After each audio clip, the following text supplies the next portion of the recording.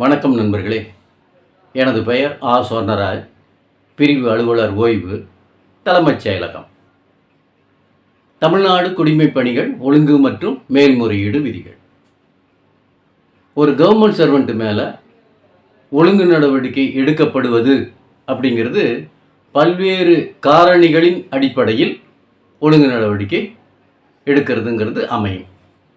அதாவது எந்த government servant என்ன மாதிரியான தப்பை பண்ணார், எந்த மாதிரியான சூழ்நிலையில் அந்த தப்பை பண்ணார், எந்த ஒழுங்கு நடவடிக்கை அலுவலரின் கீழ் பணிபுரியும் போது அந்த தப்பை பண்ணார், இதை பொறுத்து தான் அவர் மேலே ஒழுங்கு நடவடிக்கை பாயுமா பாயாதா அப்படிங்கிறது முடிவு செய்யப்படும். இப்போ ஒரு உதாரணத்துக்கு ஒரு ஒழுங்கு நடவடிக்கை அலுவலர் இருக்கார். அவருக்கு கீழே 2 கவர்மெண்ட் சர்வெண்ட் வேலை பார்த்துட்டு இருக்காங்க. அதில் ஒருத்தர் அந்த ஒழுங்கு நடவடிக்கை அலுவலரோட குட் புக்ஸில் இருக்கார், இன்னொருத்தர் அவருடைய குட் புக்ஸில் இல்லை. இப்போ 2 பேருமே ஒரு நாள் தகவலின்றி விடுப்பு கடிதம் எதுவும் கொடுக்காம பணிக்கு வராமையும் இருந்துட்டாங்க. இப்போ அந்த குட் புக்ஸில் இருக்கிறவர் மேலே அந்த ஒழுங்கு நடவடிக்கை அலுவலர் ஒழுங்கு நடவடிக்கை எடுக்க மாட்டார். அதே அந்த குட் புக்ஸில் இல்லாத ஒரு கவர்மெண்ட் சர்வெண்ட் அதே மாதிரி தகவலின்றி விடுப்பு கடிதம் எதுவும் கொடுக்காம பணிக்கு வராமலும் இருந்தார் அப்படின்னு சொன்னால் அந்த ஒரு நாள் அந்த செய்கைக்காக அவர் மேலே அந்த ஒழுங்கு நடவடிக்கை அலுவலர் ஒழுங்கு நடவடிக்கை எடுப்பதற்கான வாய்ப்பு இருக்குது. அப்போ ஒரு ஒழுங்கு நடவடிக்கை எடுப்பதற்கான முகாந்திரத்துக்கு பல்வேறு காரணிகள் காரணமாக இருக்கும். இப்போ இந்த வீடியோவில் நம்ம என்ன பார்க்க போகிறோம் அப்படின்னு சொன்னால், ஒழுங்கு நடவடிக்கை அலுவலர்களின் மன ஓட்டத்தை பொறுத்து ஒழுங்கு நடவடிக்கை அப்படிங்கிறது அமையும். அதுக்கு ஒரு உதாரணத்தை இந்த வீடியோவில் நம்ம பார்க்க போகிறோம். ஒரு ஹெச்ஓடிக்கு கீழே இருக்கக்கூடிய ஒரு கவர்மெண்ட் சர்வெண்ட் ஏதோ ஒரு தப்பை பண்ணிட்டாரு. அந்த ஹெச்ஓடி என்ன பண்ணுறாரு, இமீடியட்டாக அந்த கவர்மெண்ட் சர்வெண்ட்டை சஸ்பெண்ட் பண்ணுறாரு. சஸ்பென்ஷனில் 3 மாதம் வச்சுருந்ததுக்கப்புறம் அவர் மேலே சார்ஜஸ் ஃப்ரேம் பண்ணுறாரு. அதுக்கப்புறம் அவர்கிட்ட விளக்கமெல்லாம் வாங்குகிறாங்க, என்கொயரி ஆஃபீஸர் அப்பாயின்ட் பண்ணுறாங்க, என்கொயரி ரிப்போர்ட்டெல்லாம் சப்மிட் பண்ணுறாங்க. இதுக்கு கிட்டத்தட்ட 9 மாதம் ஆயிடுச்சு. அந்த 9 மாதமும் அவர் சஸ்பென்ஷனில் தான் வச்சுருக்கார். அது தேவையில்லாமல் அந்த சஸ்பென்ஷனில் அவரை வச்சுருக்கிறார் அப்படிங்கிறத இந்த நிகழ்வில் நம்ம பார்க்க வேண்டியிருக்கு. இப்போ 9 மாதம் முடிஞ்சதுக்கப்புறம் என்கொயரி ரிப்போர்ட்டெல்லாம் அந்த குற்றம் சாட்டப்பட்ட அலுவலருக்கு கொடுத்து அவர்கிட்ட மேல் விளக்கம்லாம் வாங்கியாச்சு. இப்போ ஃபைனல் ஆர்டர் ரிசீவ் பண்ணுற ஸ்டேஜ். இந்த சூழ்நிலையில் அந்த ஹெச்ஓடி ட்ரான்ஸ்ஃபர் ஆகிறார், புது ஹெச்ஓடி வரார். இப்போ அந்த புது ஹெச்ஓடி கிட்ட அந்த ஃபைல் சப்மிட் பண்ணுறாங்க. ஃபைனல் ஆர்டர் ரிசீவ் பண்ணுறதுக்காக அந்த புது ஹெச்ஓடி கிட்ட அந்த ஃபைலை சப்மிட் பண்ணுறாங்க. அவர்கிட்ட போகுது, எல்லாத்தையும் படித்து பார்க்குறார். இப்போ அவருடைய கண்ணோட்டம் வேறு விதமாக இருக்குது. அந்த கவர்மெண்ட் சர்வெண்ட் பண்ண தப்புக்கு சஸ்பென்ஷன் அப்படிங்கிறதே தேவையில்லாத ஒன்று, அது இல்லாமல் இந்த மாதிரியான சார்ஜஸும் தேவையில்லாத ஒன்று அப்படின்னு நினச்சி இப்போ அவர் என்ன சொல்கிறாருன்னா, இந்த 17B சார்ஜஸை 17A கன்வெர்ட் பண்ணி எனக்கு ஃபைலை சப்மிட் பண்ணுங்க அப்படின்னு வாய்மொழி உத்தரவு போடுறார். இது சரியானதா அப்படின்னு பார்த்தோம்னா சரியானது அல்ல.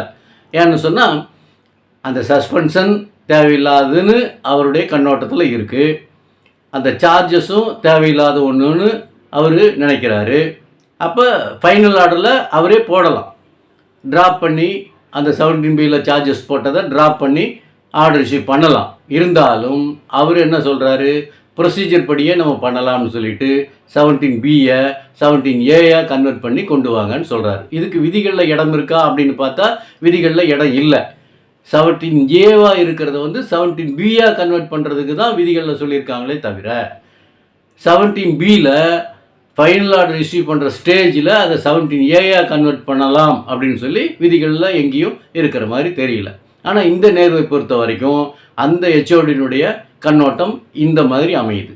17Bயில் போட்ட ஒரு நடவடிக்கையில் ஃபைனல் ஆர்டர் ரிசீவ் பண்ணுற ஸ்டேஜில் அதை 17A கன்வெர்ட் பண்ணி அவர்கிட்ட எக்ஸ்ப்ளனேஷன் கால் ஃபார் பண்ணி எனக்கு ஃபைலை சப்மிட் பண்ணுங்கள், அதில் நான் ஆர்டர் ரிசீவ் பண்ணிக்கிறேன் அப்படின்னு சொல்கிறாங்க. இப்போ இதிலிருந்து நம்ம பல விஷயங்களை பார்க்க வேண்டியிருக்கு. ஒன்று, அந்த சஸ்பென்ஷன் பீரியடு, தேவையில்லாத சஸ்பென்ஷன் பீரியடு இந்த ஹெச்ஓடி அவருடைய கண்ணோட்டத்தில் பார்க்குறார்.